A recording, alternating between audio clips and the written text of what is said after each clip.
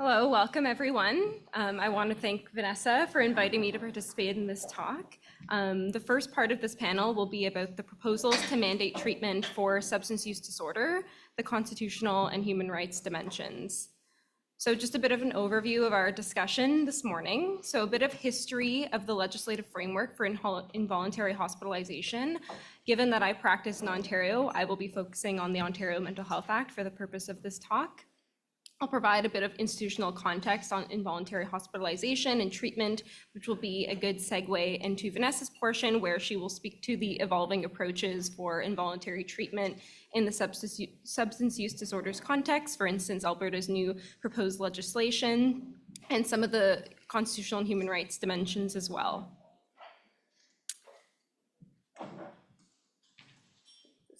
We're just waiting for the slides. Yes. There they are. Perfect. That's our overview. So for the purposes of this section of the talk, I will be focusing on the mental health care system and applicable Mental Health Act in Ontario. As was discussed in some of our sessions yesterday, the provinces and territories have various legislative schemes around mental health.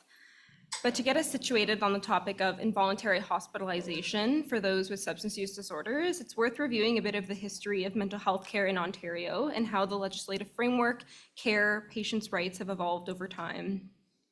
First, in 1850 was the inception of Ontario's first psychiatric asylum in Toronto, which is now known as the Queen Street site of CAMH. Following the opening of this hospital, other provincial mental health hospitals were opened to provide treatment and custody with those with serious mental illness. The courts reviewed admission and discharge decisions into designated mental health hospitals up until 1933, when the legislation changed to allow for any two physicians to authorize the admission of a mentally ill person with no involvement of the judicial system. By the 1960s, psychiatric medications and universal health insurance expanded treatment options, allowing more patients to live in the community, such as outpatients monitored by hospital-based psychiatric teams. Notably, with the introduction of our universal health insurance in Ontario, OHIP, in 1972, the utilization of psychiatric services had increased by fourfold. At the same time, the Mental Health Act was amended so that involuntary hospitalization was only permitted based on the criteria of dangerousness and where the person required hospitalization in the interests of their own safety and the safety of others. But by 1978, further amendments to the Act narrowed the threshold, shifting from safety and limiting involuntary admission to cases involving serious risk of bodily harm or serious physical impairment. These shifts illustrate the ongoing tension between treatment needs, safety, and patients' civil liberties.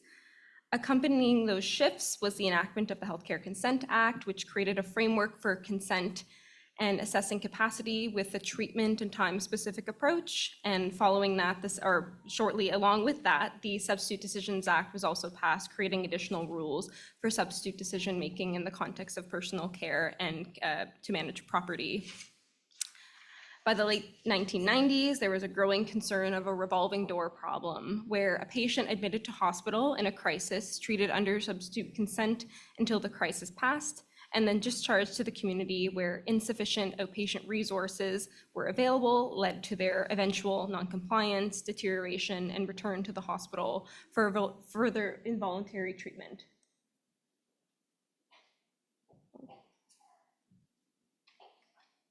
Next slide. No. Not going?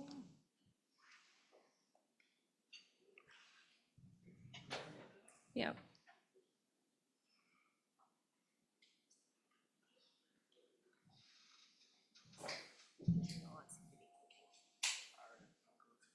Okay. I will just signal.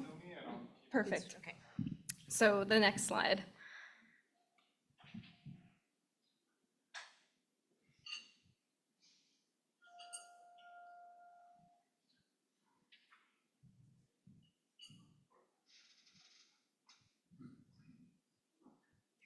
Perfect. So in 2000, the Mental Health Act was amended and added a new group for involuntary hospitalization, which was the risk of substantial deterioration without treatment, also known as the Boxby criteria, which we will get into. This ground may be used as the basis for preliminary Form 1 application for psychiatric assessment, as well as involuntary admission to hospital. These Mental Health Act amendments also created community treatment orders, which allowed individuals to receive treatment in the community under structured plans and only through hospitalization if certain criteria were met. A few years later, in 2004, Ontario enacted the Personal Health Information Protection Act, PHIPAA, which again also created further rights, and the law governing collection, use, and disclosure of personal health information. Finally, some oversight mechanisms through administrative tribunals were strengthened to address concerning the rights of those in mental health facilities. For instance, the Consent and Capacity Board to review decisions about consent, capacity, involuntary admission in the mental health context, and also the Ontario Review Board, which oversees individuals found not criminally responsible or unfit to stand trial. Together, these reforms reflect Ontario's efforts to try, again, balance civil liberties, access to care, and public safety in a more nuanced way than earlier legal frameworks. And as seen through these developments, the law and the mental health care system, particularly in the context of involuntary hospitalization, there is a tension between two ethical or rights-based perspectives. The first being a medical paternalism model or a need for treatment view. That untreated mental illness, in fact, undermines autonomy and dignity of the person, and that involuntary treatment can actually restore a person's dignity and autonomy. This perspective tends to support a lower threshold for treatment. On the other hand, the rights-based legalism or civil libertarian view that forcing treatment erodes liberty and dignity, and that the state should only intervene when there is a clear and serious risk to others. The law has shifted back and forth along a spectrum over time, trying to balance these competing values in treatment or civil liberties-based approaches. The key distinctions involve the threshold of risk needed to justify involuntary hospitalization and treatment, the mechanisms for authorizing and supervising such actions, and the extent to which individuals with mental illness who retain decision-making capacity may be involuntarily hospitalized and treated. As we discussed in yesterday's talk, the BC's deemed consent model is evidence of that one key distinction, and we will learn a bit more in Vanessa's talk on a new approach in Alberta. Can we flip 2 slides, please? Next one. Yes, this one, perfect. So just a bit of background to just set the stage. So before an individual can be brought into the hospital for involuntary hospitalization, a physician must personally examine that person. And if they are satisfied that certain statutory criteria are met, they may complete a Form 1, also known as an application for psychiatric assessment. The criteria generally require that the physician has a reasonable cause to believe that the individual is suffering from a mental disorder that is likely to result in serious bodily harm to themselves or others, serious physical impairment, or that the individual is at risk of substantial mental or physical deterioration. Issuing a Form 1 authorizes the person to be taken to a psychiatric facility and detained there up to 72 hours for assessment, but it does not by itself authorize treatment. Detention in a psychiatric facility can also be authorized through other means, for instance, through a justice of the peace based on evidence sworn, and if they meet certain criteria. Unlike a physician-issued form, a Form 2 relies again on sworn evidence, usually from family, friends, or concerned individuals of the person. And in certain cases, police may also apprehend someone directly if certain criteria are met, for instance, such as that they have reasonable grounds that the person is acting in a disorderly manner, and they meet the Box A criteria, which again, I will explain more on the next slide. And a physician issuing the Form 1 must personally examine the patient, review all the relevant facts, and sign the form within 7 days. The Form 1 allows the transport to a psychiatric facility and detention for up to 72 hours, again, for assessment, but not involuntary admission.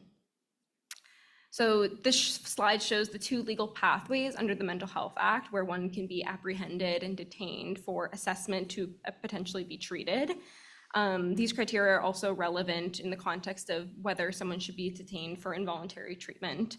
Box A, which is known as a serious harms test, applies when a physician reasonably believes a person has threatened, attempted, or is at risk of causing harm to themselves, has behaved or is behaving violently toward another person or causing a fear of harm, or has shown or is showing a lack of competence to care for themselves. Now, if they meet one of these criteria, the physician must also believe that the person has a mental disorder likely to result in serious bodily harm to themselves or others or serious physical impairment, and then they may apply for the psychiatric assessment. Box B, which again was introduced in 2000, allows likely for earlier intervention for people with chronic recurring mental illness. So this allows the physician to examine the person, and if they reasonably believe that the person has previously received treatment for a mental illness or an ongoing or recurring nature that, when not treated, is likely to cause serious harm to themselves or others, substantial deterioration, or serious physical impairment. Additionally, they must have shown previous clinical improvement as a result of treatment. Once those criteria are satisfied, if the physician believes that the person is suffering from the same or a similar mental disorder for which they had received treatment, is likely to cause serious bodily harm, substantial deterioration, or physical impairment, and is incapable of consenting to treatment, this allows the physician to apply for a psychiatric assessment. It's a very long test, but it shows that there are various dimensions and criteria to meet to authorize such an action to detain someone.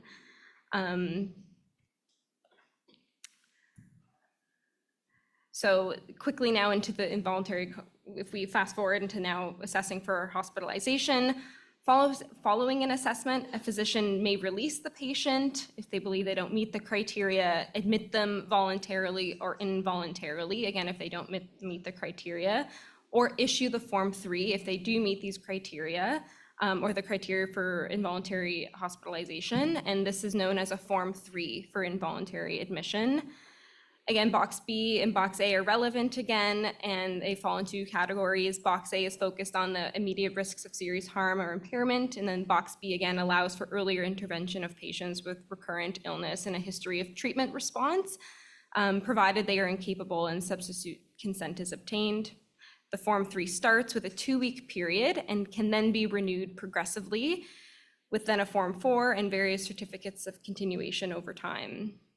There are certain procedural safeguards embedded into this framework. For instance, a different physician must perform the admission exam, the certificate must be filed and reviewed promptly, and if no decision is made within that 72 hours, then the patient must be released.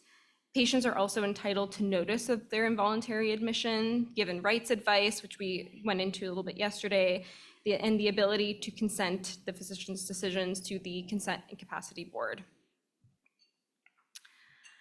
While involuntary treatment remains controversial in some contexts, it can be clinically effective for particular groups of patients.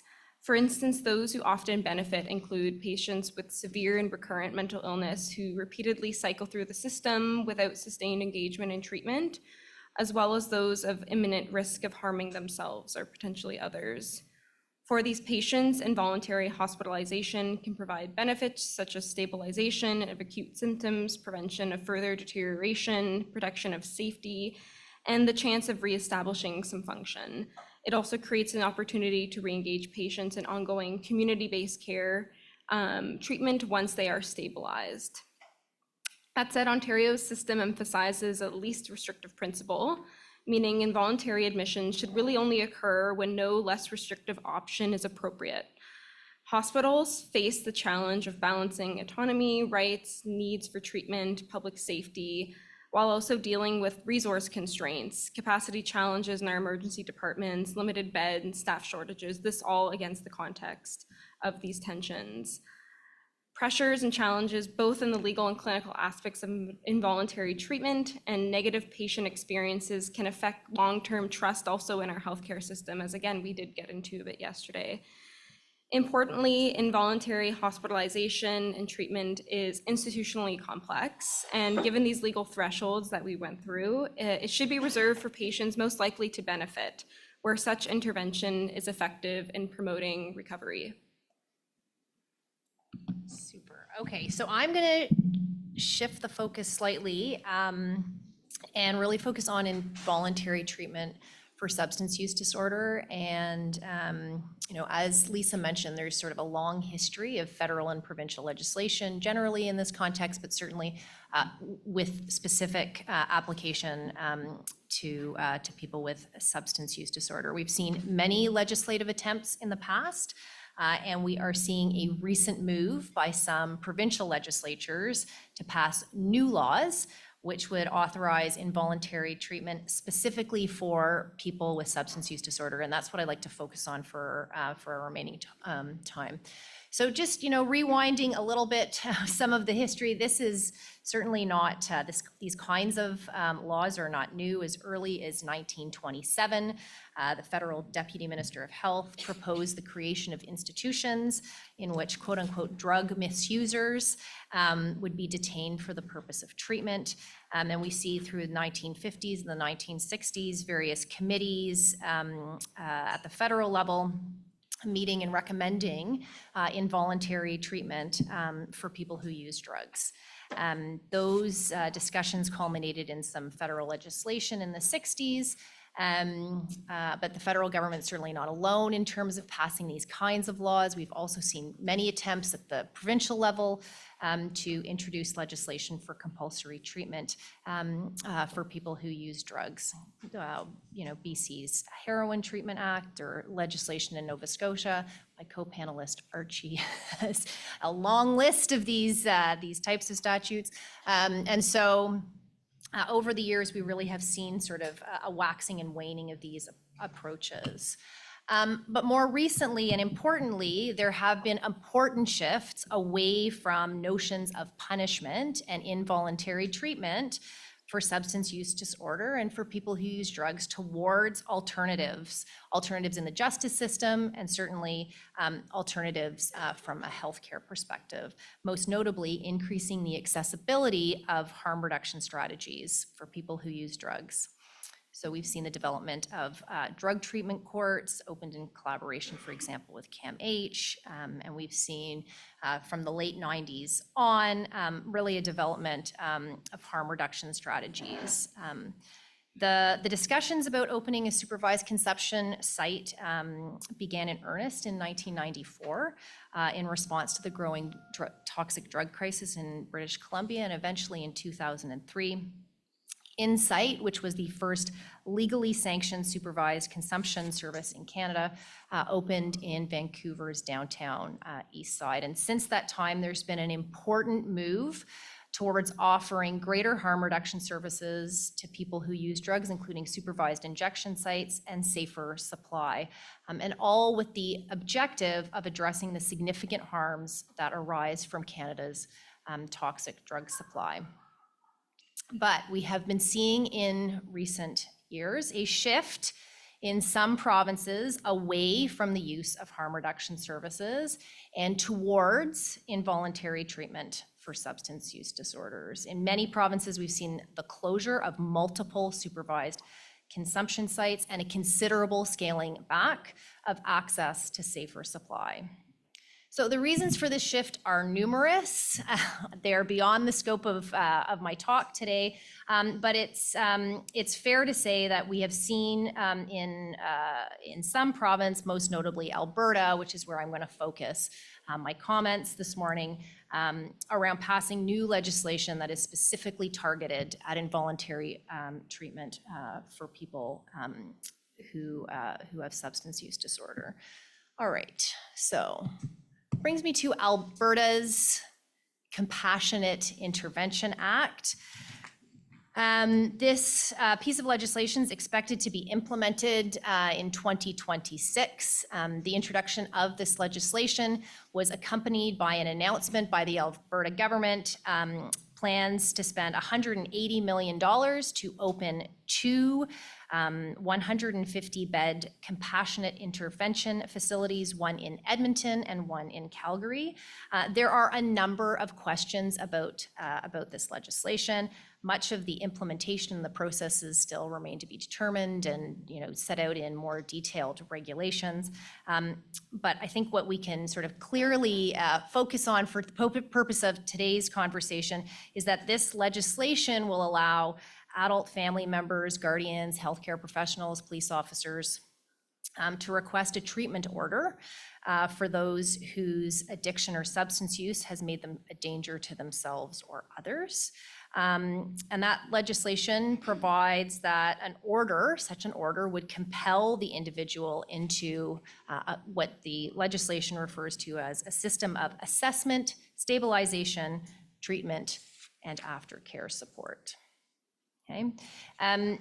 There are, as I say, there's a number of procedures set out in the legislation. For the purpose of my time today, I'm not going to get into the details of those.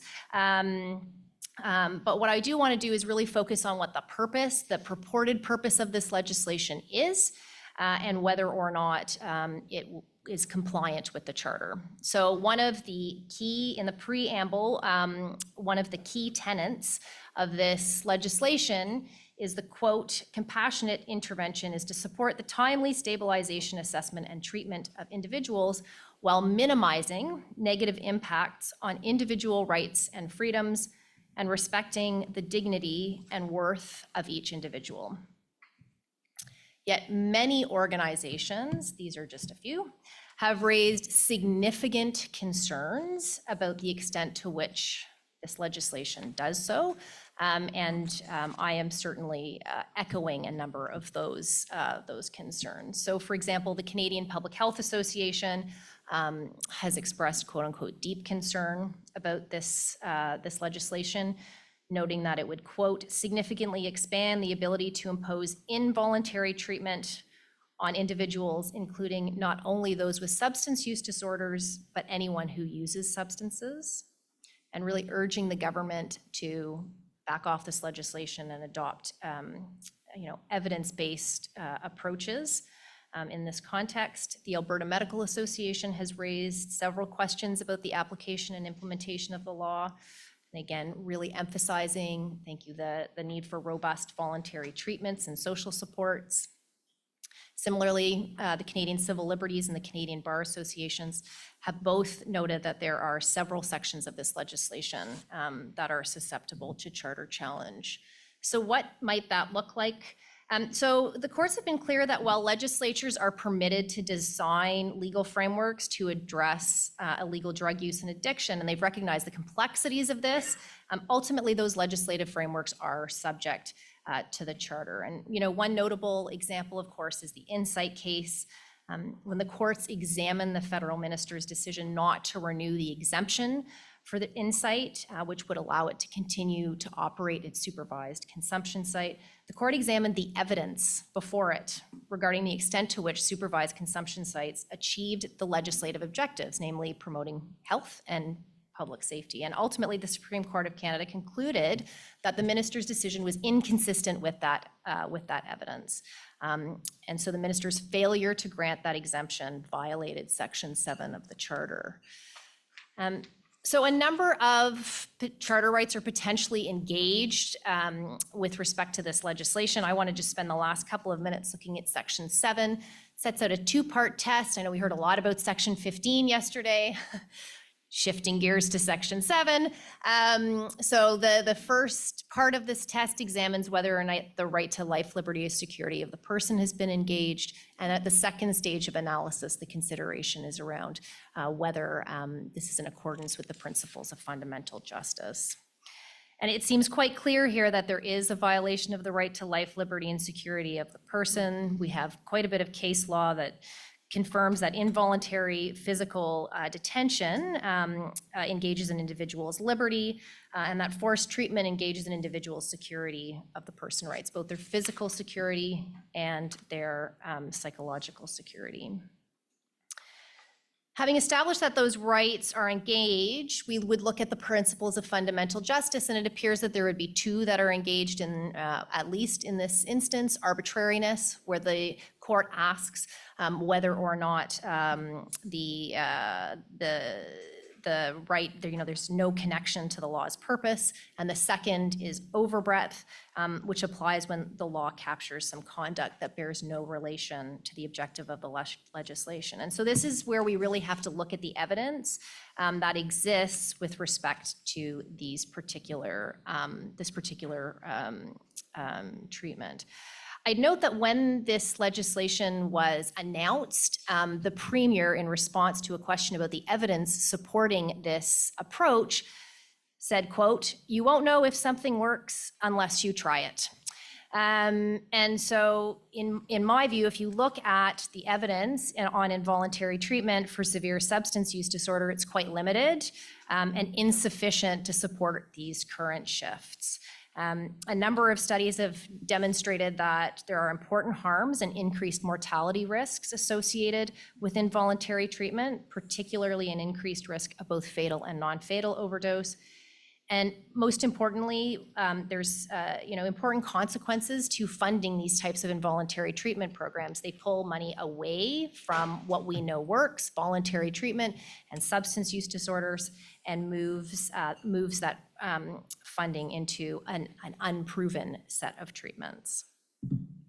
So in closing, I know I'm out of time. In closing, provinces certainly have a legitimate interest in addressing the overdose crisis. I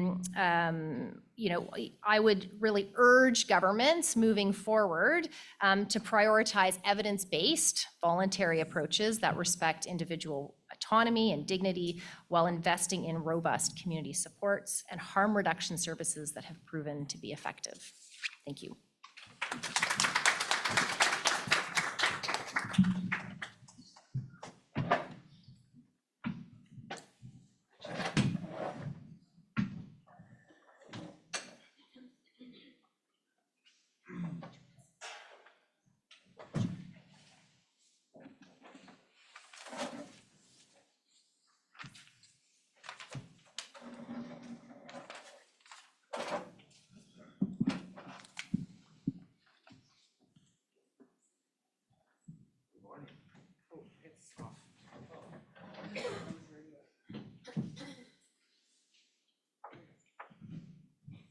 Good morning. Oh, now I exist.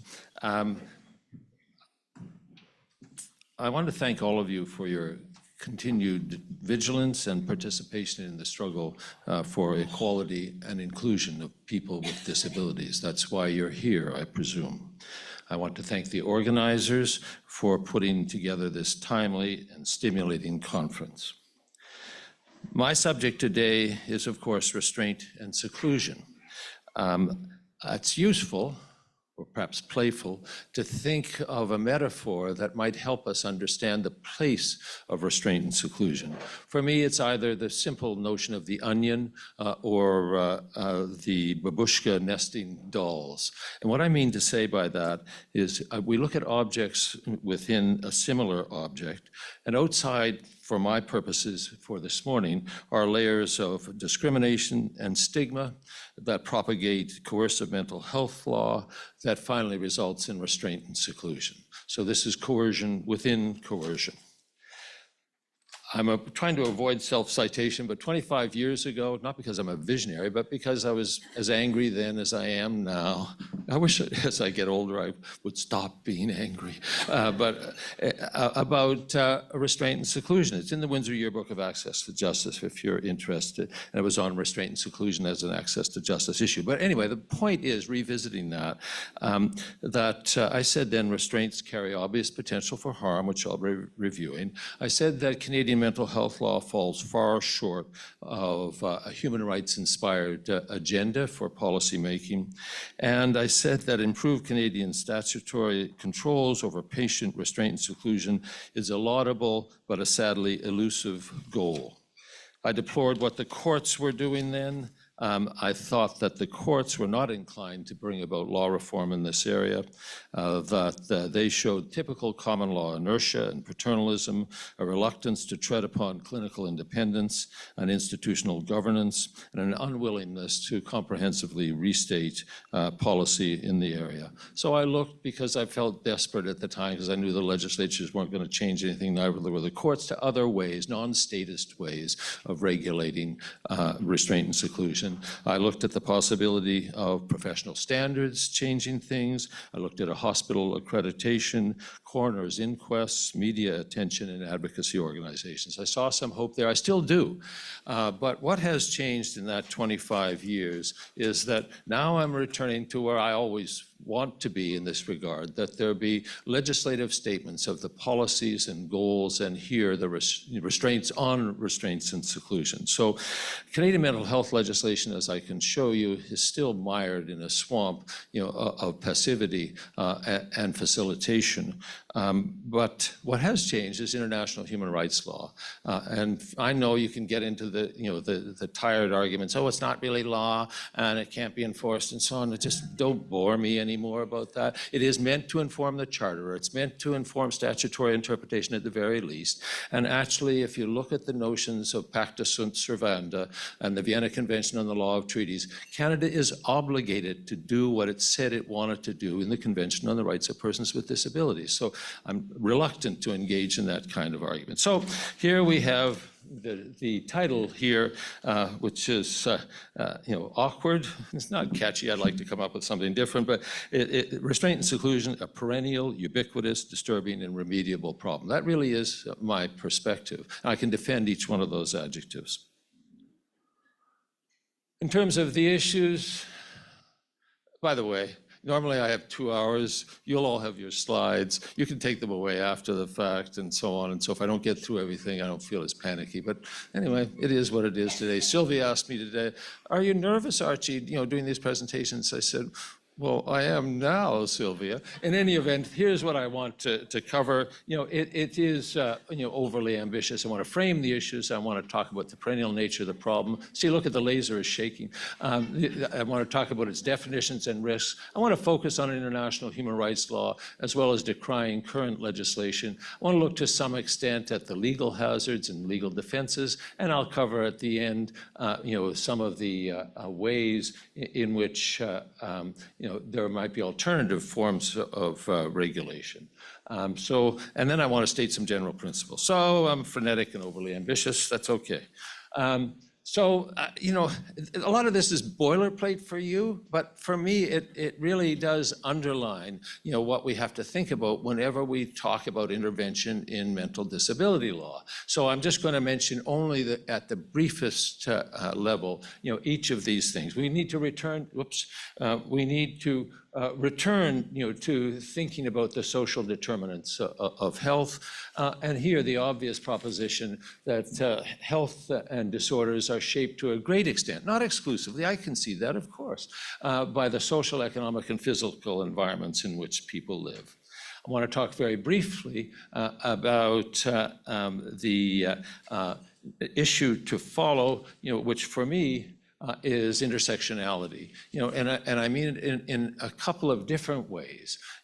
Obviously we all think about how human experience is jointly shaped by multiple social positions, race, gender. It can't be adequately understood by considering social positions independently, and that is an important form of intersectionality. But also, and my teaching is broadened in this regard, I used to only talk about persons with mental health problems because that was where I was most engaged in terms of my community work, but I now talk about persons labeled with an intellectual disability and persons with substance use disorders because we're all the same people, right? We don't stop at the boundary, as if it were a state, a territorial limit of, I only have a mental health problem, et cetera. So, I want to talk then briefly about vulnerability among persons with mental disorders. And we know in terms of the framing of the context, they experience likelihood of disability, premature mortality, stigma, and discrimination.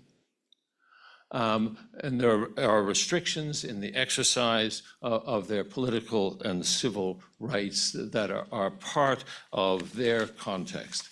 In terms of persons labeled with, and I work with People First Canada, they don't say, persons with intellectual disability, they say persons labeled with an intellectual disability. We think there about persons with an intellectual disability having, a higher prevalence of health problems, facing the same kinds of stereotypes, negative perceptions, and discrimination, and ending up with isolation, victimization, poverty, et cetera, and chronic loneliness.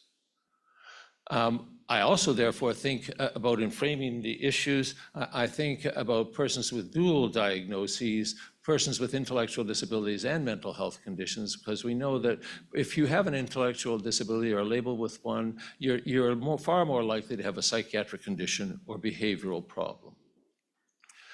I want to think as well, and I think we all should, and the previous panelists, showed us the salience of this in the lamentable state of current Canadian public policy.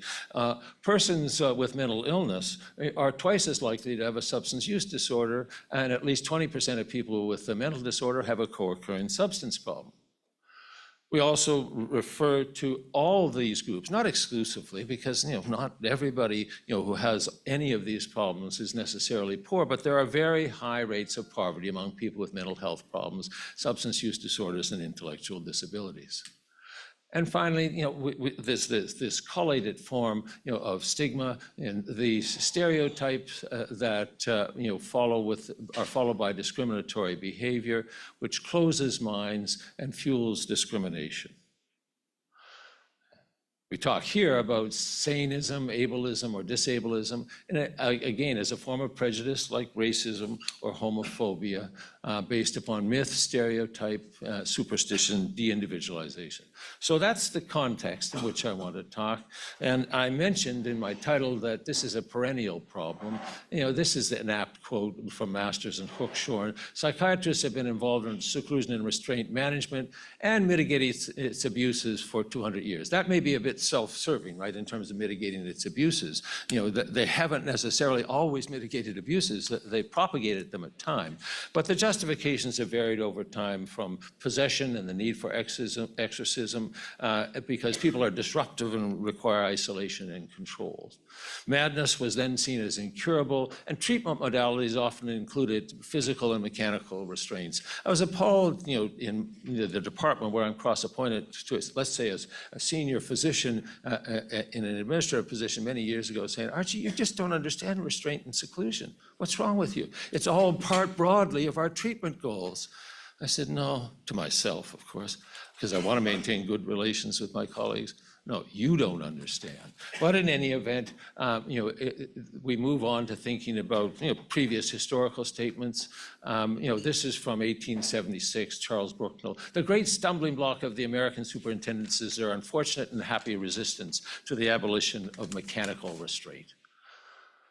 Patients' contemporary experiences gathered by a number of representative and authoritative organizations are uniform. In psychiatry, patients with mental illness who experience coercion, they report negative feelings of helplessness, fear, and rage, with increased sentiments of isolation and despair. Quotes for people with lived experience: "The big problem with restraints is that you start feeling vulnerable. You start thinking imaginary things like the people are going to hurt you, especially like the staff." And at the bottom here, "It just makes me more angry, and it didn't help nothing." That's from the WHO. So, it depends on how well versed you are in restraint and seclusion. I'll define each term very briefly. We think about chemical restraints as the use of pharmaceuticals administered solely for the purpose of temporary behavior management or control. It can't be dressed up as anything more than that. So chemical restraint occurs when the medication that is sedative in effect is prescribed and dispensed just to control rather than to provide treatment. Everybody understands that. There are physical and mechanical restraints that we have to consider as well. And this is an amalgam of concepts. Physical restraint means any mechanical or personal restriction that immobilizes or reduces an individual's ability to move their arms, legs, or move freely, not including surgical devices. anything that's intended to manually prevent, restrict, or subdue physical movement. This is no longer in use, it says. Mittens, and I think that's ankle bracelets. But in any event, we don't use those anymore. This is from the UK. They sometimes, controversially, and they're evolving now, have used these kinds of personal restraints. This is a throwback image of the straitjacket, which, the Pinel, restraint can still be used, but even more restrictively. So the World Psychiatric Association says, that manual or physical restraint includes prolonged or unsafe holding by other persons under use of any physical devices, such as mechanical restraints. Seclusion, is an environmental restraint that controls a patient's mobility. Involuntary confinement of a resident or patient in a room from which the resident or patient is physically prevented from leaving. That's a modern, Vancouver hospital seclusion room. The standards may have evolved even since that. I think I drew this slide about 4 years ago. But the residents tell me that there hasn't been that much evolution, and the notion of comfortable suites, which are non-threatening, has yet to appear, at least in Halifax hospitals. We begin thinking as well about psychological or emotional restraint as a variation of the theme here, raised as an issue by people with lived experience. No agreed definition, but it talks about when the individual consumer is conditioned to such an extent there's a loss of confidence in being able to express their views openly and honestly to clinical staff for fear of consequences. The risks, are obvious to everyone, but I'll look at them briefly. Escalation of attempts to control patient and of reciprocal resistance. This is the same in one of my other lovely subjects is police-involved homicide, but it's the same problem. There's always a risk of escalation when you intrude upon somebody and when you affront their dignity, basically. There's a risk of physical injury, therefore, psychological harm conspicuously, of patient abuse, and of death. That's what inspired a lot of the early 2000s changes in restraint and seclusion, were media stories of abuses that resulted in death. It's a rare outcome, but the residents tell me all of those, conditions are realistic, just extremely rare. No therapeutic value and just induce human suffering. Risk to physical and psychological health, risks to staff, and more staff are injured during physical and manual restraint than in aggressive incidents, actually. So there's a host of risks, let's say, to everyone, and I'm particularly concerned about patients. International human rights law is where I'm going to use the last 10 precious minutes of my presentation, probably, unless you extend my time. How much can I? No, out of respect for Sheila and my enthusiasm for hearing from her, I will only use my 10 minutes. So the CRPD is the most important thing. That's the change since the 25-year-ago piece that I wrote. I just mentioned how the charter and statutory interpretation, at the very least, are important to understand, the influence, of international human rights law. The general principles you're all aware, and many of them are particularly applicable here in the domain of restraint and seclusion. But I think about still access to justice, equal recognition before the law, liberty and security of the person, including this canon, that the existence of a disability shall in no case justify a deprivation of liberty, freedom from torture, cruel or inhuman or degrading punishment, freedom from exploitation, violence, and abuse, right to respect for physical and mental integrity. Restraint and seclusion violates all of those protections. And here, and this overlaps with other conventions, the right to the highest attainable standard of health without discrimination on the basis of disability in the CRPD Article 25, but also noted in other conventions because we have now special rapporteurs, for example, on the International Covenants on Economic, Social, and Cultural Rights, Article 12, that comment upon the same issue. So there's a big overlap here, as you'll see, in the international human rights domain. So, I could summarize these. I will very briefly. They're of a piece, and I'll be quoting from various special rapporteurs and the United Nations High Commissioner for Human Rights. But from 2017 on, the special rapporteurs on the conflated right to the enjoyment of the highest attainable standard of health have lamented the presence of medical coercion, and they said back in 2017, states parties should facilitate the move towards an end to all forced psychiatric treatment and confinement. Sophie, I don't want to zap you with this zapper. Yeah, anyway. And in 2019, the same theme, violence and coercion are unacceptably widespread in mental health care system. To 2020, that mental health care systems worldwide are dominated by the reductionist medical model, and physical chains and locks are being replaced by chemical restraints and active surveillance. I've particularly been enamored by international human rights law because it's no longer me just, kind of being the ideologue about issues in this area. Now, I have the shelter of the United Nations. It's lovely for people like me.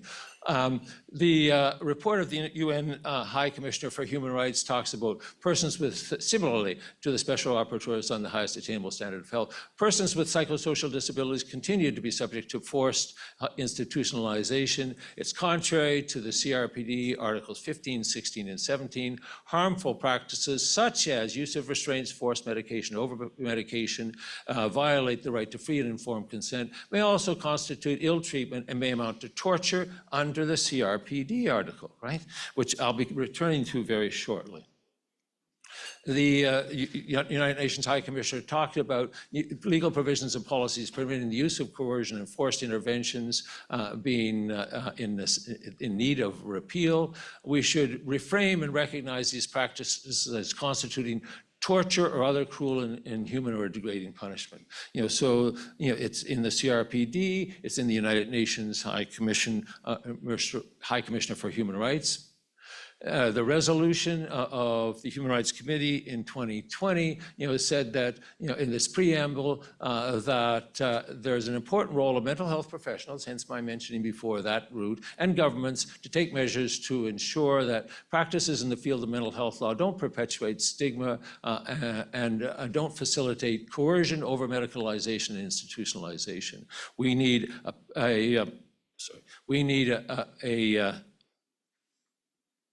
We need a paradigm shift, in mental health to promote community evidence and human rights-based practices and services.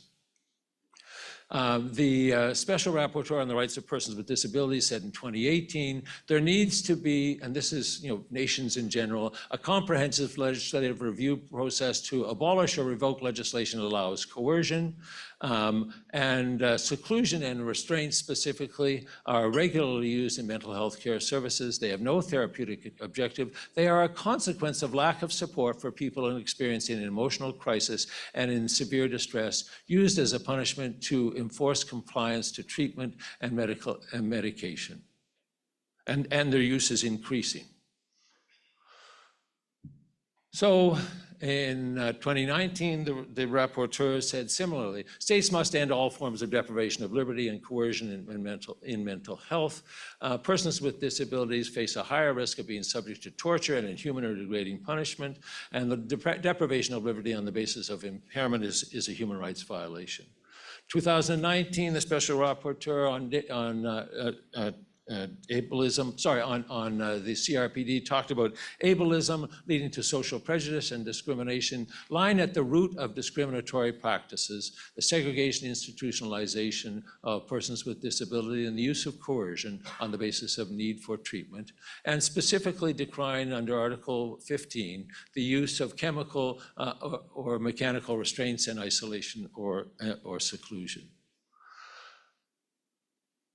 I want to look at Canada now. And honestly, this is the saddest part of my talk, because as a rich democracy, we shouldn't be having things like this said about us. This should be somewhere else in the international spectrum. But in 2017, the Committee on the Rights of Persons with Disabilities discussed Canada's submissions for their initial report to the UN and said, the committee was concerned about involuntary detention of persons with psychosocial disabilities in psychiatric institutions on the basis of impairment across states, parties, jurisdictions. The committee urged Canada to review federal, provincial, and territorial policies and practices related to involuntary detention, bring them into compliance with Article 14 of the Convention.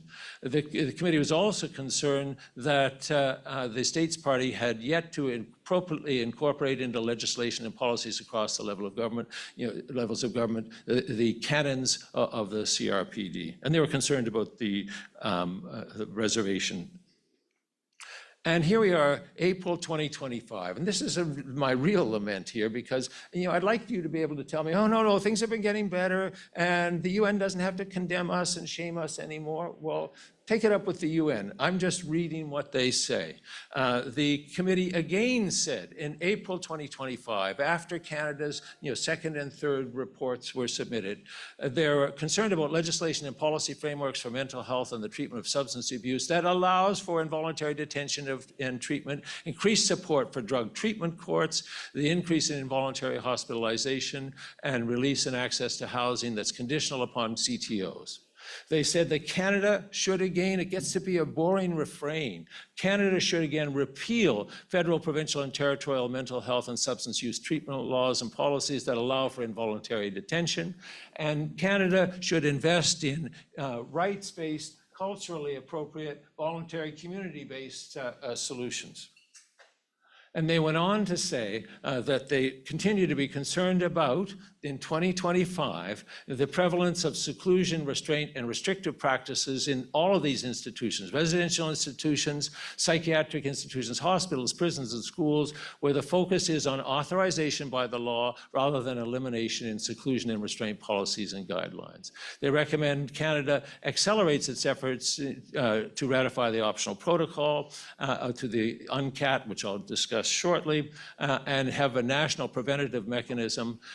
And here, critically from my comments this morning, establish a nationally consistent legislative and policy framework for the elimination of seclusion, restraint, and restrictive practices. That's what they say about us. That's what they say we're not doing. You can see over a period of years, the refrain has been similar. I only want to now talk in the closing moments about the overlap between the CRPD, which condemns torture and inhuman treatment, with the United Nations Convention Against Torture. And the important thing here is that some people say, well, this is an oversight, an overstretch. How can you say this? But this is 2013, 1 minute, from the special rapporteur saying the conceptualization of abuses in healthcare settings as torture, ill treatment is a relatively recent phenomenon, but open your eyes. And then they go on to think about how the torture convention is consistent, and there can be no therapeutic justification for the use of solitary confinement. Prolonged restraint of persons and with disabilities in psychiatric facilities can constitute, especially when prolonged, torture and ill treatment. And they'll go on to say in 2013, any restraint on people with mental disabilities for even a short period of time may constitute torture and ill treatments. So much for the compassion, so much for the treatment orientation. Okay, my time, I got 30 seconds, so I'll just take you very quickly with, if you want to follow up, we could look at current legislation, which is lamentable. At best it says, this is how we facilitate it.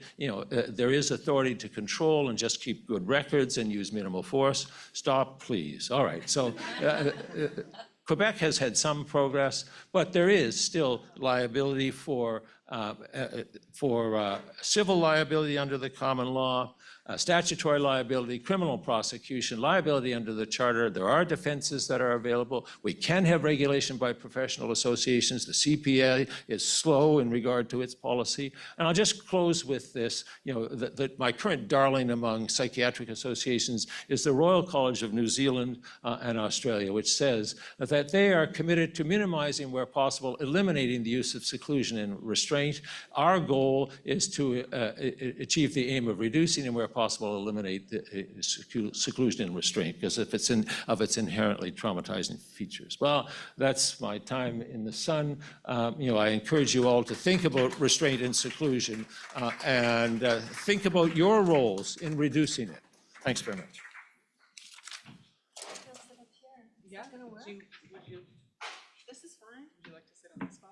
That's okay. Oh, I'm good here, I guess, if the mic works. How do I do this, though? Let's see. They'll put up your full slides for you, unless you want to keep talking online. No. Ooh, it's a little bright. There we go. So if I'm gonna move it, how do I do it? I go like green for no? Oh, yeah. Oh. And back? So Oh, I already did it wrong. I think it's just no. Sorry. I messed up the clicker. Yeah, I don't know that it's well, or maybe it's just doing it wrong. Which one is it? Okay. How about this? Yeah. Should. I have an absolute curse with techno. I honestly had to just touch it. It was just one touch. I think I've like frozen it for. Go back, see slide. Is that right? Okay. Great. Okay, well, I'll just get started. All right, so like Archie, I'm from Dalhousie University. Sorry, I hear a slight hum, but is that just me? Okay. Anyway, that means my home base is in Mi'kma'ki, the ancestral and unceded territory of the Mi'kmaq, and I'm grateful to be here with all of you on the unceded territory of the Algonquin Anishinaabe. It's with a heavy heart, as well as a sense of radical hope, that I take up, and there's music too now accompanying me, that I take up the topic of supporting decision-making in context of psychosocial disability with the intention of preventing coercive interventions. This means some line crossing because, as we'll see, supported decision-making is a concept and imperative that's been nurtured mostly in the world of intellectual disability, which is a distinct social movement for all its fluidity as a condition. And my job is to reflect on its implications, the implications of supported decision-making for psychosocial disability. So it feels odd to me not to be presenting with one or two of the 6 core members of My Home, My Rights, action researchers with intellectual disabilities whom I've worked with since 2020. And we use arts-based methods to reflect on human rights, including the right to make decisions. We do consciousness raising about those rights at sites, including the remaining largest disability institutions in Nova Scotia. I'm going to come back to action research and consciousness raising as critical pieces in supporting legal capacity among people with psychosocial disabilities. And I am still on the first slide, so it's all good. Oh, you think that? Great, okay. I'll hold off, yeah. So a further line that I cross connects and divides disability justice and prison justice. I'm co-chair of a group called East Coast Prison Justice Society, which runs a free phone line from Nova Scotia's 4 provincial jails, the biggest of which is contiguous with the East Coast Forensic Hospital. Our staff and volunteers regularly get calls from folks held in the euphemistically named health segregation, which is a form of solitary confinement, because they've been judged in some way vulnerable. If they weren't in mental health crisis before they got there, they soon will be. So I put myself in the mindset of these encounters, phone encounters, and force the question, how might we support the decisions of these callers? Or how might we support not just what small scope for decision there may be at that highly constrained site, but their legal capacity, meaning the capacity to hold and be respected as an authoritative holder of rights and the capacity to exercise those rights. What supports might we offer that might protect my caller, my brother, or my sister from ever having reached that dark place in the first place? So I follow in a tradition with Piers Gooding and Lucy Series of understanding support for legal capacity as not about simply supporting people to understand the often shitty options before them, But building equitable access to the social, economic, and cultural rights we are guaranteed, as Archie said, at international and arguably domestic law. So my talk is kind of, and like Archie, I probably won't get through it. Maybe I'll sit here on the first slide, but it's kind of, it's a call to action. That's where I end up on the last slide. I suggest that there are choices that we can make in our research and practice and advocacy to support not just individualized decision-making, but more broadly, legal capacity for a population, as we've heard over and over, systematically denied equal legal capacity.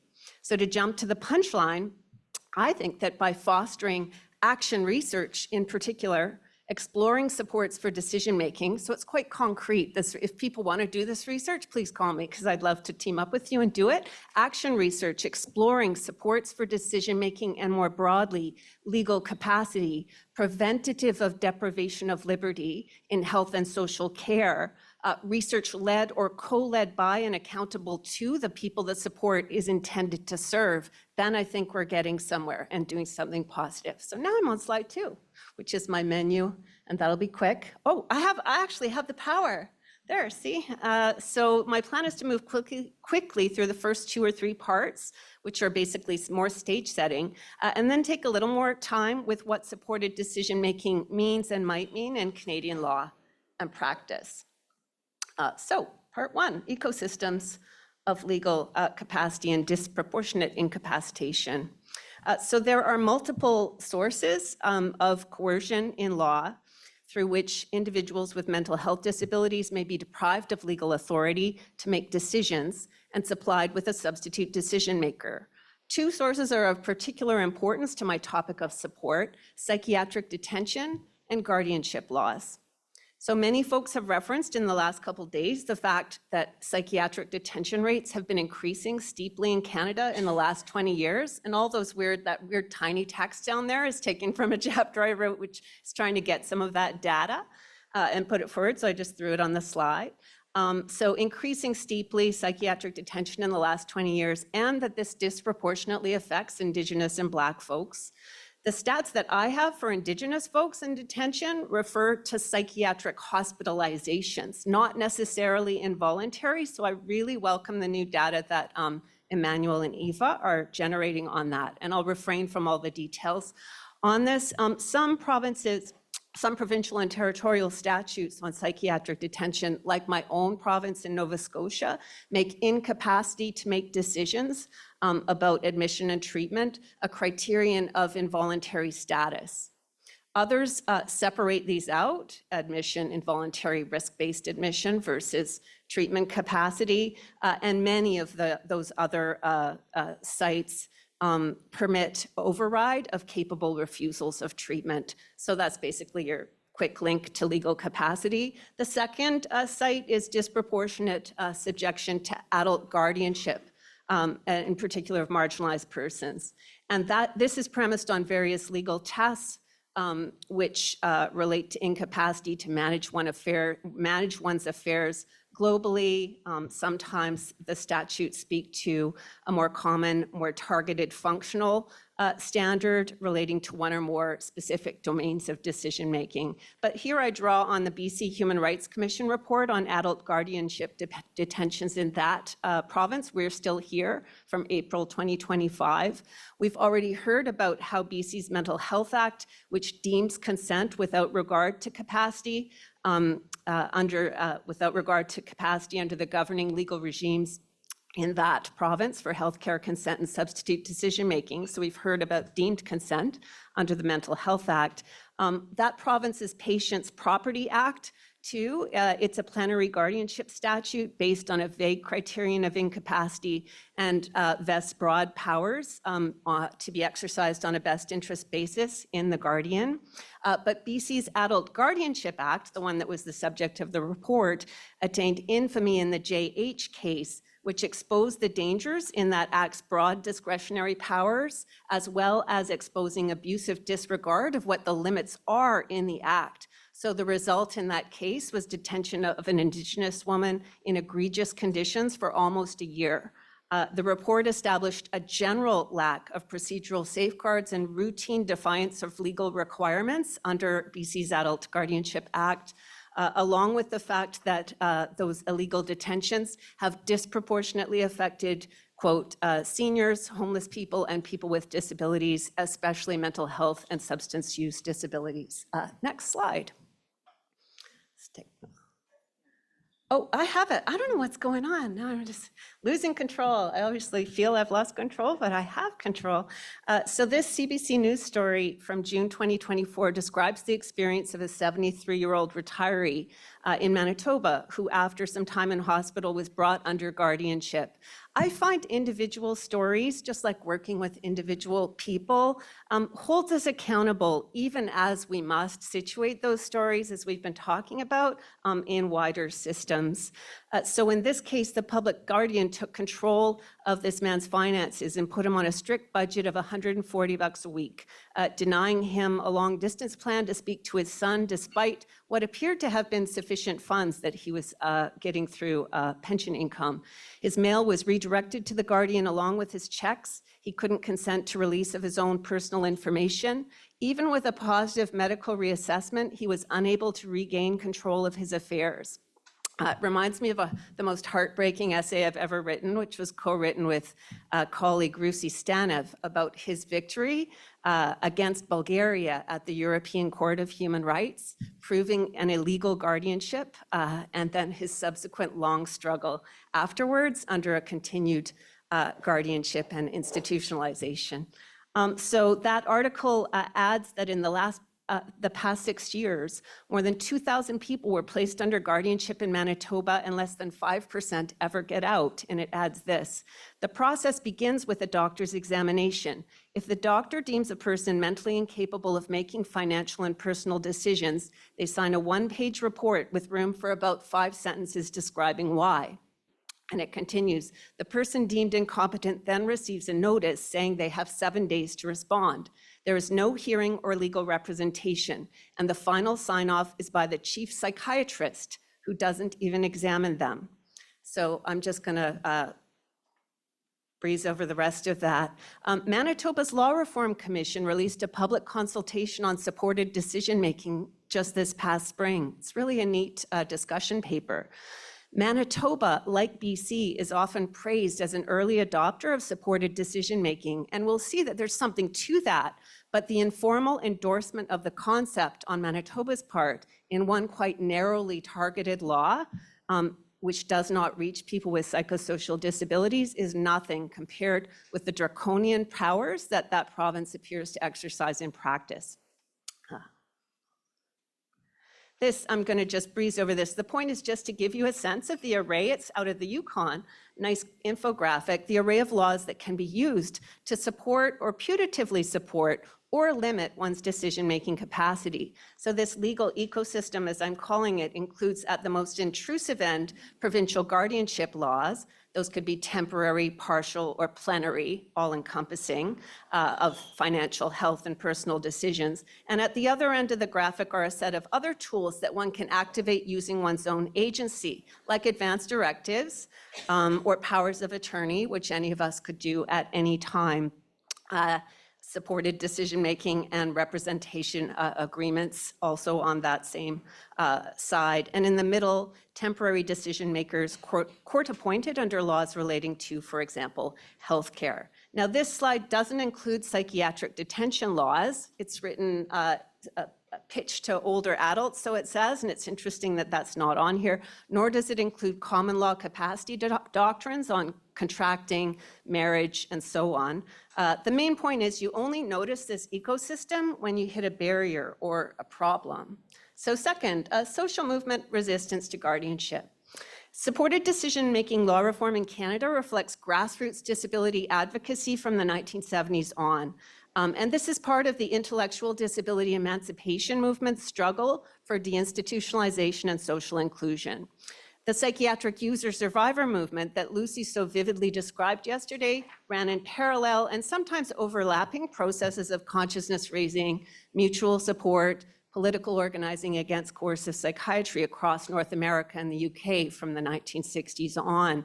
But back to this movement, litigation landmarks challenging guardianship in Canada fell mostly to the intellectual disability movement, although again, these distinctions aren't watertight.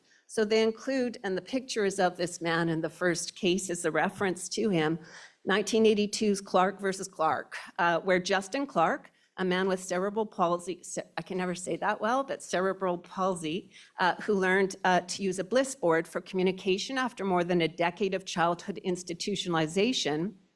Justin vindicated his legal capacity in a court ruling, recognizing the oppressive effects that plenary guardianship had on him into adulthood, and that included continued institutionalization and tight control of his relationships and activities. However, that judgment stopped short of invalidating the plenary guardianship statute that he had challenged under Section 7 of the Charter. In 1982, that was David Baker, really quick off the mark with Justin Clark. In JJ, the second case named there, that's a Supreme Court of Canada decision out of Nova Scotia. Our good friend Claire McNeil brought JJ's case. And this was a woman detained in psychiatric hospital awaiting a mandated community placement under Nova Scotia's Adult Protection Act. And that case established a right to, quote unquote, muscular judicial oversight of state-imposed services, specifically of the minister's decision to move JJ far from her home community. And so it's an important statement about the rule of law as a protection, a potential protection in these situations, but it comes in kind of a little bit depressingly only at the very edges of coercive control. And finally, Webb, the last one named there, Landon Webb, also from Nova Scotia, also a Dal Legal Aid case, not only achieved emancipation from an oppressive parental guardianship order, but also constitutional invalidation of Nova Scotia's Incompetent Persons Act. So more than 30 years after Clark and Clark, Section 7 liberty rights overcame a guardianship law's amorphous test of incapacity, which under that old act was framed as incapacity from infirmity of mind of managing one's affairs. And for the docs in the office, I'm really interested in how exactly you would test that one, or in an office, whatever. And so that was the amorphous test. There were unlimited guardianship powers conferred on that basis, and it was struck down. In fact, government conceded at the last minute the unconstitutionality of the act, which is kind of too bad that it came 20 years after our Law Reform Commission had made this plain.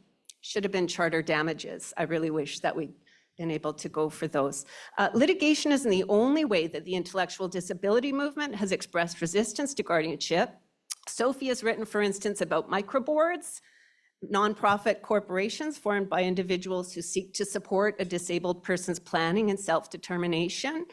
Social foment against guardianship also included law reform. So BC's Representation Agreement Act, which is often held up during, or was often held up during CRPD negotiations as an example of overcoming discriminatory guardianship and vindicating legal capacity through law reform. That was passed in 1993 after more than a decade of agitation, again by the intellectual disability movement, and I'll come back to that.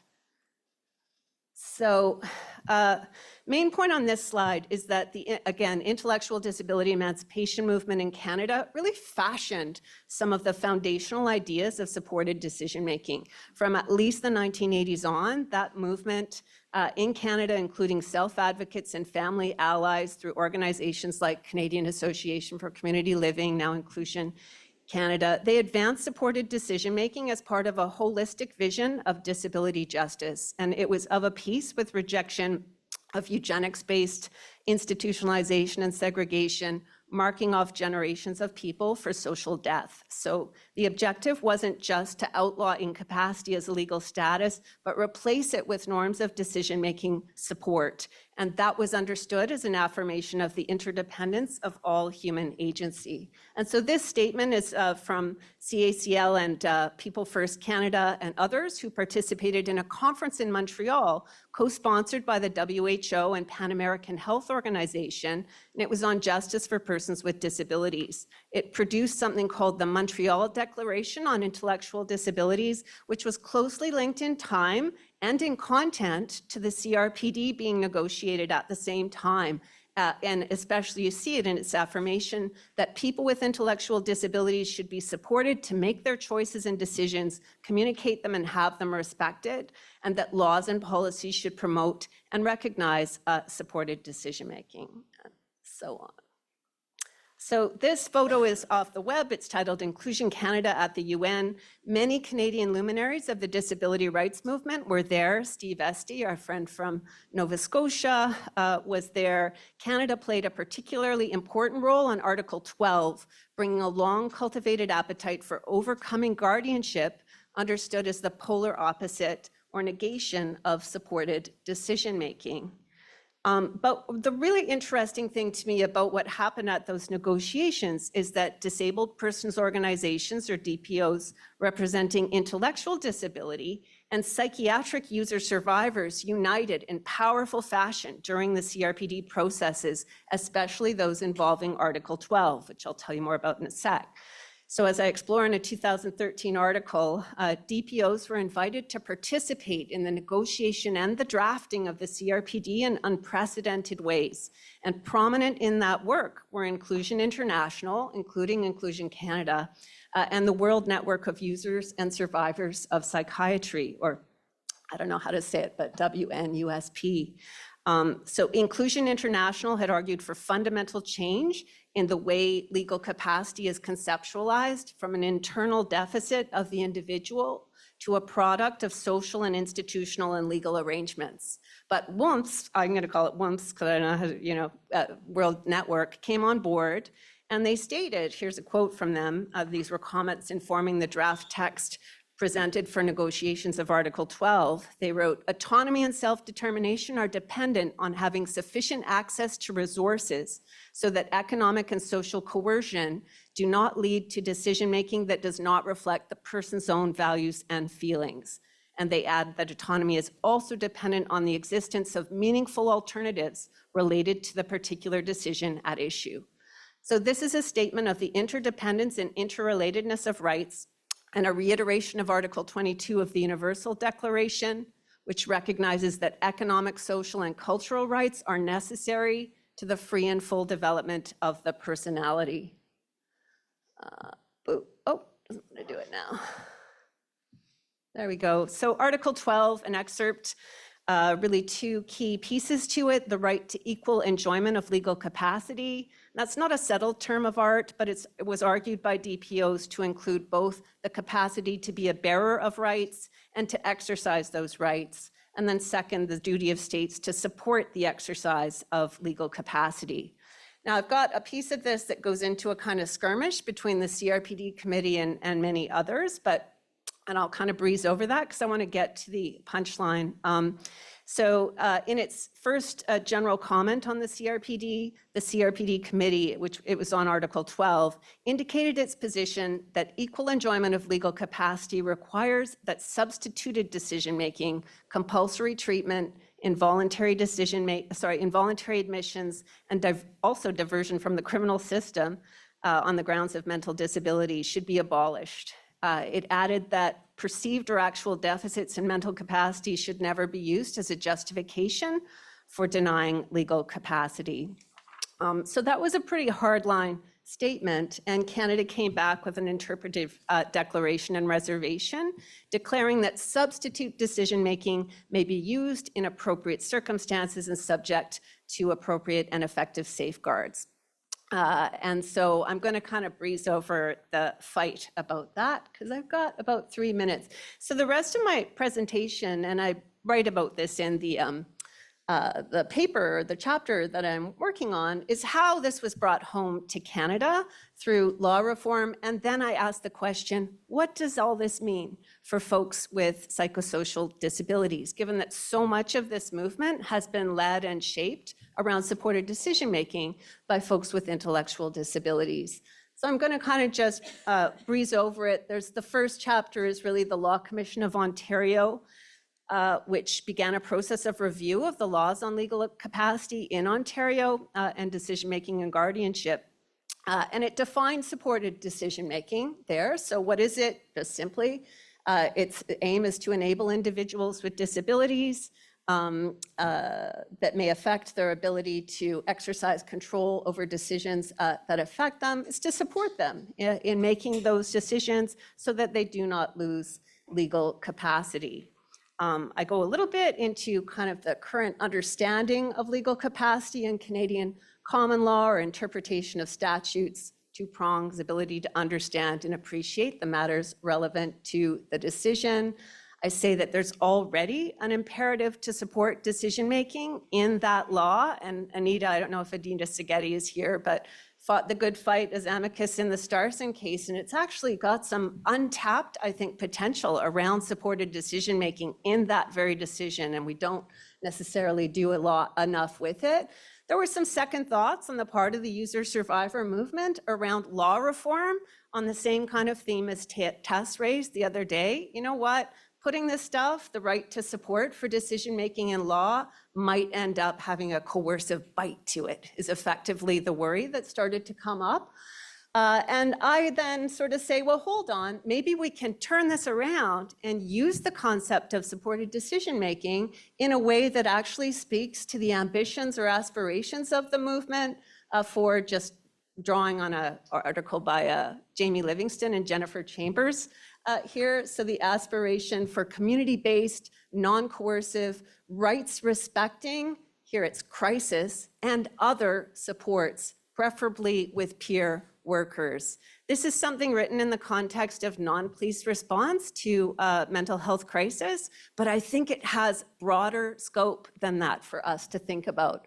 So I'm going to race to the end because I'm going to go over the laws. I love talking all nerdy about the different supported decision-making laws there are and what it might mean for people, but that you'll have to read my chapter. Apparently, there's not a lot of support happening, not a lot of uptake on most of those laws anyway. So my last bit goes to what we might do that's more radical, sort of right now. We don't have to wait for law reform. So I start with the supported decision-making wheel that me and my Home, My Rights, I'm going to have to stop. We built out of the literature on the supports for decision-making with folks with intellectual disabilities. And then I kind of say, well, yeah, but I don't know, what should we do with psychosocial disability? How to be responsive to the many kinds of challenges that arise with psychosocial disability in making decisions. Gotta say this before I go, lack of insight. Talk about this all the time in the psychiatric world with treatment decision-making, no insight into your condition or, what could be done, whether in terms of psychological, CBT, peer reflection, what could be done at the site of decision-making, but also backing it up way before that site of crisis and decision-making to try and unpick that. There's not enough research on that. That's what the research says. And same with delusions and these so-called conflicts between a person's persistent will and their more transitory preference. So I'm going to get to my last slide, which is, I'll give you my slides, but they're all my ideas for ways we could investigate supports, whether through advanced directives, whether through the big social determinants of legal capacity, which include kind of all the social, economic, and cultural rights. It seems almost too big, right? But ultimately, I want to unite that vision of activating legal capacity through access to the whole set of rights to which we're guaranteed. I want to unite that to the really concrete and up-close work of dealing with the person in front of you in the moment of crisis. I love the work on alternatives to police response to crisis. I'm going to just shout it out a last time. Jennifer Chambers and Jamie Livingston did an incredible chapter on that. They're doing the research on the Active Now projects, including one in Nova Scotia that's doing just incredible peer-led work and community-led work on that, decolonizing legal capacity, so First Nations as well, taking the lead on this work. And then finally, my call to action, which is, let's do some action research. Play with me. I'd love to play with you. Okay, I'm done. I think you guys have to come up now. Yeah, so thanks to the 4 speakers. If everyone wants to come back up, do we have enough chairs? We'll...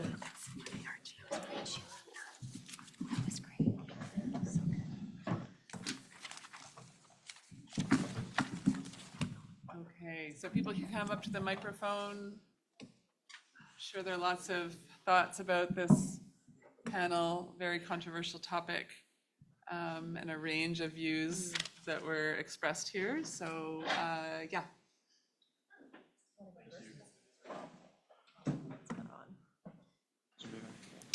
Thank you very much for these extremely interesting talks. I have two questions. First of all, to Vanessa. You talking about this sort of harm reduction treatment for drug addicts. I didn't really get what it really is, and what is sort of the incentive to not do that? Because I come from Denmark, and in Denmark, you know, you have been doing this for 30 years, and it's been incredibly efficient, right? And they have clinics all over Copenhagen, where I come from. So why do they not do that? That's the first question. And then the second question, which is maybe also to this idea of drug addicts, but it's maybe a more general question about coercion. So imagine that we have Ozempic, right? And everybody have Ozempic. That means that they stop having hunger. But imagine that was also for drug addicts. And then the state would coerce people in taking Ozempic drug addicts so they stopped having drug addicts. I mean, sometimes, as Rousseau would say, you need to enforce freedom in order to be free, right? So maybe that's also the idea. So if you stop just forcing them to stop having that drug addiction, then maybe be good for the, like in terms of the Charter 7, Sector 7 in the Charter. So there's just some questions. Thank you. Good questions. And lots there, and I don't want to hog the question period because I ran out of time during my talk. So in terms of the scaling back of harm reduction services, this is something that we're seeing that's unfortunately happening in several provinces in Canada. So I've done quite a bit of work on harm reduction and the effectiveness of those strategies. And we've, in Canada, you know, we made, I would say, pretty good progress in terms of ramping up supervised consumption sites and really developing innovative safer supply programs, different types of safer supply programs to respond to people who use drugs and to respond to the toxic drug crisis. And I think for various reasons, this has become quite politicized in Canada. The provision of these services, even though there is good evidence to support a lot of these different strategies, we have seen a real politicization in Canada around the use of those services. And subsequently, we're seeing some provincial governments really pull back and either through legislation or through funding or through both, to get rid of those services and shift the focus towards addiction treatment and now, which was the focus of my talk, involuntary treatment for this particular population specifically. And so as you heard from my talk, I think that's deeply troubling. There's a lot of political rhetoric going on at the moment around this. So I think that's why we're sort of seeing this pretty significant shift in Canada. I mean, we do have the litigation brain trust in the room. I am aware, Kevin, Anita, you know, this is, I would expect that there's going to be pretty important litigation in this area, as there should be. I think, you know, I think it started in Alberta. As I understand it, there is already something, a Jane Doe self-rep drug users commence litigation. Yeah. Sorry, I didn't mean to. This was a really excellent panel. I want to thank everyone. I would like to comment on everyone's presentation, but I'll not do that just for everybody's safety and security in the room. But I couldn't agree with you more. And it's been heart-wrenching to watch, particularly in Ontario, which led for a while in welcoming and adopting, embracing and increasing safe consumption sites, suddenly sort of cut our own throat and everybody's just dying for no good reason. It's absolutely soul-destroying. That said, as you say, the litigation bar is ready, and I think there'll be a very, very big response. Sheila, I just want to thank you for your shout out to our book, the Canadian Anthology on Mental Health and the Law. And I just want to say, first to tell my client, good news, Jennifer, we got intervention status in the Ducic matter in Ottawa just like 2 seconds ago. So I'm telling her here first. And we'll be using, for everyone's benefit, we'll be referencing line by line Sheila's chapter on habeas corpus in that book, which is, you know, a doctoral thesis on the use of habeas corpus in mental health matters. That is a very underutilized area of the law and is incredibly important scholarship. And now, Archie, I want to talk to you. Seclusion and restraint, thank you for your historical work in the 90s. It's a foundational article, and thank you for your talk today. I have clients in Waypoint who have been in locked seclusion 23 or 24 hours a day for a decade or more. It's not uncommon for them to be in those cells for 3 to 5 years or more. It's fairly average, and it's a lot of people. For those in the room who may not be aware, there was an attempt to certify a class in the Stowe law of litigation around that seclusion. Our Court of Appeal, in its wisdom, said that a class action is not the appropriate legal venue to use here, but rather all these people logged into seclusion for 3, 5, 10 years should each retain legal counsel to bring their own individual civil lawsuits.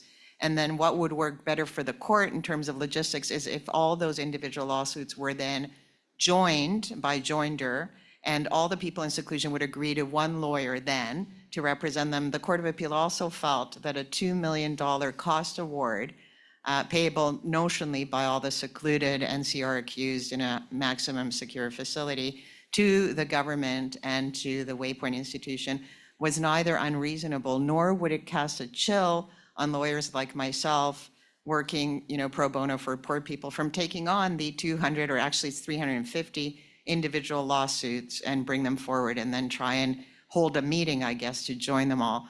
And so I'm sorry, it was a very distressing determination of an issue.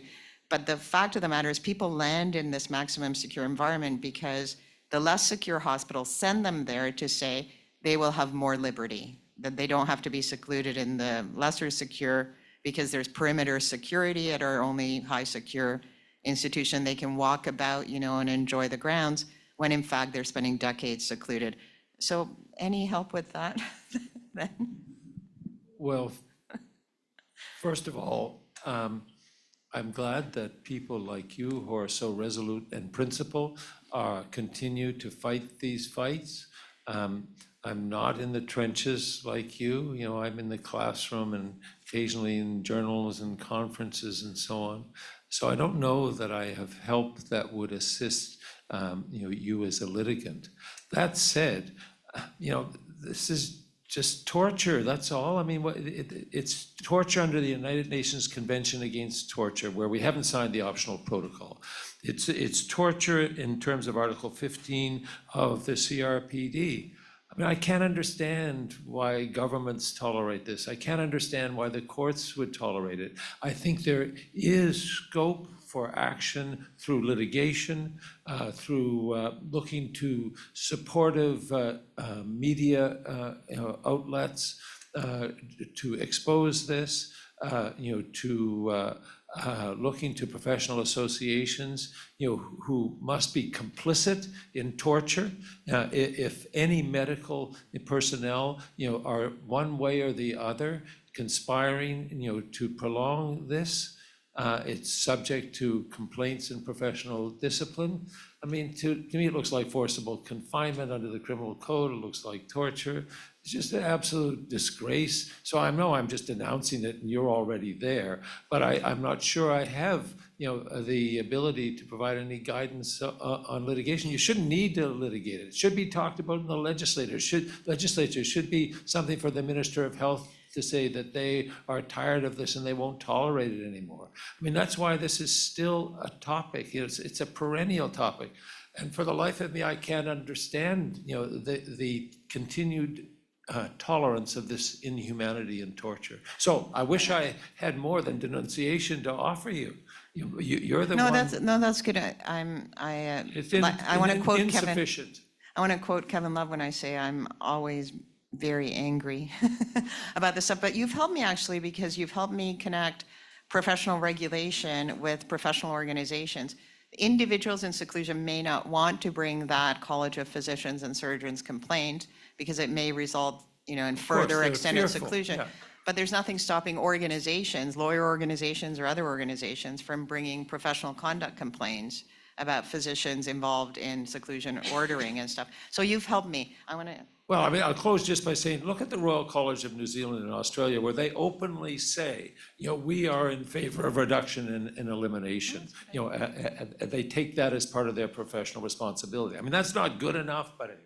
It's something. I just add this one piece on that, because so BC Prisoners Legal Services had brought a College of Physicians, it was actually a nurses' college complaint, I think, I'm trying to recall. Anyway, there was a settlement such that the College of Physicians in BC drafted a guideline, people probably know this, but we're using it in Nova Scotia. It's a standard or guideline so that when a health professional, I think it's a doc, I can send it to people with the slides, but when they are aware of someone in solitary confinement, they have a duty to make a recommendation that that person be released and advocate for that. So anyway, we're trying to get our college to pass the same standard in Nova Scotia. And I think PLS wants to have people try it across the country, sorry. So I just want to say we have about 7 minutes before we need to end and a few questions. So I'm just going to ask that you keep your questions succinct and maybe have one person answer each of those questions. Thanks. I'm going to make a few comments and I'll try to keep them succinct. First of all, I wanted to say that about treating people with substance use issues against their will. I was explaining to my sister last night why it didn't work, and that people are in such tremendous pain because of their lives, and nothing's being offered other than forced treatment. It's not going to work. It makes no sense to even attempt it. I wanted to thank you, Archie, for the concept of emotional and psychological restraint, which is so important when looking at restraint. For example, when staff ask patients for feedback about the whole restraint experience, and they're the people who put them in restraints, what kind of honest feedback are you going to get in that regard?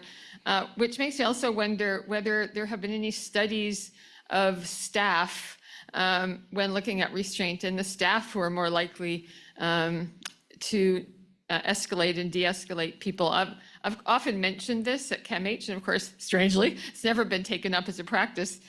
And just another couple things I wanted to say. So we had an inquest into somebody who died in restraints at CAMH, and we succeeded in therefore getting automatic inquests when people die in mechanical restraints. But it's a game of whack-a-mole, because then people are put in seclusion more and they're chemically restrained more. And even if that's reduced, then PRNs sneak up as overused and used when really what they're talking about is chemical restraint. So it's very difficult to address in a system that's a fairly closed system, not very available to the outside world to see. And finally, just wanted to observe that when people are looking at suicides within psychiatric institutions, the fact that seclusion is a common response to people saying they're suicidal explains why people don't come to staff and say, I'm feeling suicidal. So often other patients know someone's feeling that way, but staff don't know, because the last thing that person wants is to be locked into a little room by themselves with their thoughts. So about the question, have you ever heard of a case where there's a study that's been done of staff who are more or less inclined to escalate or de-escalate restraint situations? Well, I think the phenomenon of de-escalation is something that should be part of professional training, should be part of the hospital culture. It's accessible and easy. It's a way of relating to human beings. But in the two areas I teach, where this overlaps, restraint and seclusion in mental health facilities and police-involved homicides, there's a comprehensive failure to recognize why people who treasure their dignity, but where it's elusive and they're vulnerable, why they respond in a manner that may seem to be aggressive or inappropriate, which then causes the police or the hospital personnel who are in control to escalate. The dynamic seems easy to comprehend and entirely avoidable. The only thing I could say is now in Nova Scotia, treatment plans are mandatory for involuntary patients, but I would have thought that de-escalation planning from the beginning involving the patient should be part of the standard of care of patients. Ask people when they enter, how can we help you to feel good about your place here, to the extent that they can when they're coerced, and what can we do to assist you? That should be part of a standard of care that would be consistent with treatment planning and discharge planning. I don't know whether it'll change things. So often these things happen in the moment. Police-involved homicides, often people are shot within a minute of the police being presented with their behavior on the street. At least hospital workers don't have weapons, but it's the same, not that kind of weapon, but it's the same kind of entirely inappropriate and avoidable interaction. Agree. Thanks very much. Thanks. Let's hear from Christina. Hi, yes, Christina. Thank you. Great topic. Oh my goodness, I'm just, my mind's buzzing with lots of topics. But the main one I wanted to focus on is there's great resources and publications and research projects on pediatric adults, but I'm kind of, do you hear anything in the pipeline about seniors?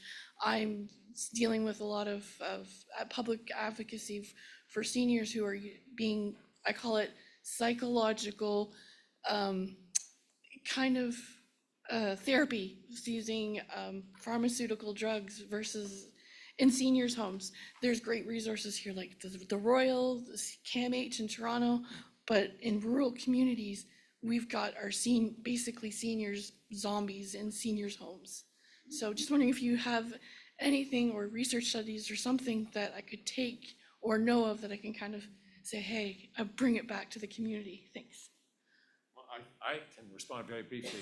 There's a significant amount of literature done as far back as 20 years ago on the overuse of chemical sedation for people who are in adult residential facilities, who are seniors or not, as the case may be, because they're not all elderly people like me, right? So that, we've recognized that we're chemically lobotomizing, because of under-resources or lack of imagination, people in those residential homes. And again, should be contrary to professional standards for the health professionals, should be contrary to licensing and accreditation standards, and it looks plainly illegal to me. Can I say just a quick thing in response to that? You're reminding me of something that makes me quite angry. I tried to do a research project and I ended up in a fight with the Freedom of Information sort of body in Nova Scotia. So I wanted to find out about use of restraints and seclusion inside group homes, and so homes for people with disabilities, which are kind of scattered far and wide, right? And so I took a long time to craft it. In fact, I started with people's policies. I just wanted to know what their policies were on their stuff, that they have to have a policy on use of restraint or seclusion if they do it. And so some people gave me their policies, but the biggest institutions didn't. And so I went to them and appealed to them, and I've actually worked for them in some capacities with my human rights, but I said, will you please give me your policies? And they said, no, we have a lack of trust. So we won't. And so then I thought, well, I'm going to FOIPOP your app. So I ended up, FOIPOP is Freedom of Information. And then I didn't get them. And you know why? Because those entities are private. They don't fall under, and even though they're inspected every year to have to show up their policy, they're private, and so they're off the scope of FOIPOP. I couldn't believe it. So it's a real black box what's happening. Some of these, just getting the information, right? Yeah, sorry. For 10 seconds, in Nova Scotia as well, there's the Protection of Persons in Care Act, which requires mandatory reporting by health professionals about abuse in facilities like that, which dictates a mandatory investigation. So I'm so sorry we're at time, but maybe remaining questions, we have a break now? I'll be a minute if that's okay. I'm making this comment anonymously, but just because the CRPD has come up here a lot, Article 33(2) of the CRPD requires countries to designate a monitoring mechanism to monitor the implementation of the convention. The Canadian Human Rights Commission was designated as that national monitoring mechanism in 2019. Again, saying this anonymously, they were given funding for 5 years to do that work. That funding ran out in March. So I don't think the community is really aware of that. And there's also been a lot of debate about the scope of that monitoring work. Some pushback from government that it should only be done looking at the federal level, the implementation of the convention, and a lot of the issues we're talking about here are at the provincial and territorial level. So anyway, that's all.